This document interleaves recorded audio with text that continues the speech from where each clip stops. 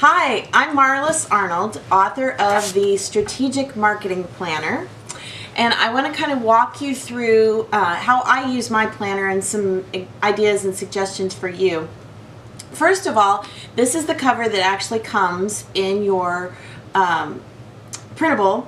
So what I do, you can either use this as your cover when you have it bound, and by the way, I like the spiral binding, but you could also put it in a 3-ring binder as well and just hole punch and put all your pages in there. But anyway, what I do is I make a cover that is my word of the year, so that's what I look at all year long.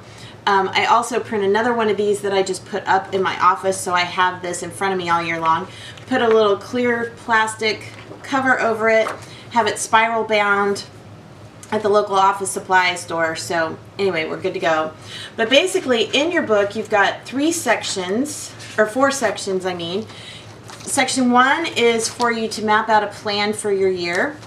And so the pages here are, you start out by setting your strategies and goals and kind of looking at what you want to do this year, what you want to accomplish. And then you've got some more pages, or another page for some brainstorming as far as content or products you want to create. And then this page, your self-study education tracker. I found this to be really helpful. I write down in here any courses that I take online, any classes that I sign up for, and then I also mark when I completed them, because that's a big part of taking classes, is you have to actually finish them, right? And then the business wish list. And this is for things that you want to buy for the business or memberships. So like for me, I put on any associations that I want to join. Items that might go on here could be software. It could be, like right now, I want to get some lighting equipment. I also want to get a new podcast microphone. So anything like that can go on your wish list. And then any conferences that you want to attend, and that's like physical conferences that you want to go to, and you can map out, so that this is a good way you can kind of track your spending through the year. And then you've got monthly pages, so that you plan out your monthly theme or focus. So for me, what I like to do is take a strategy for each month. So it might be list building, or it might be content management, or whatever my topic is I want to focus on. And then you can write down your related goals, things that you need to read or study, projects you need to complete, all of those kinds of things.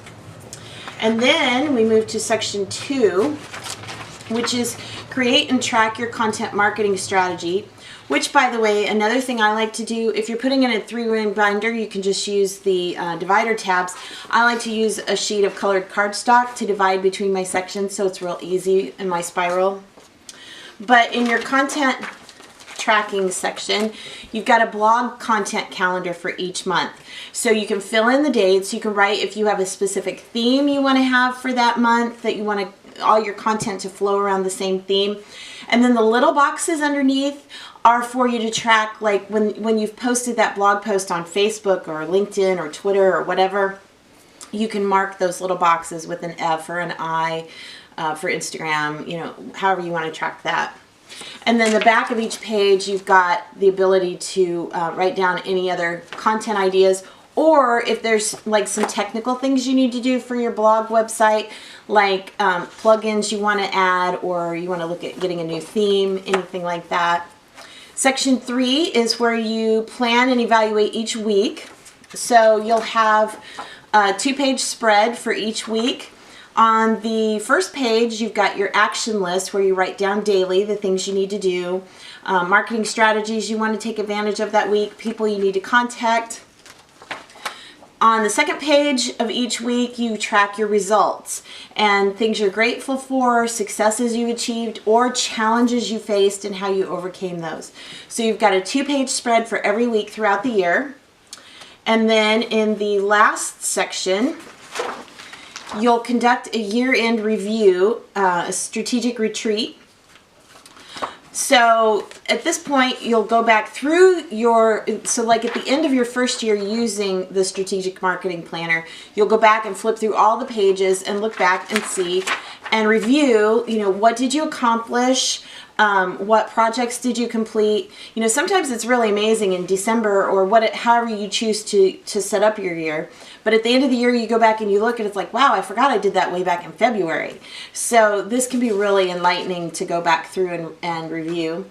And then you get some perspective and you, you know, look at what needs to change for the coming year, what worked, what didn't.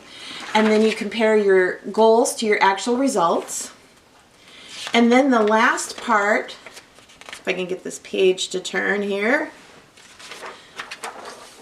is you're going to discover your theme and your goals for the coming year.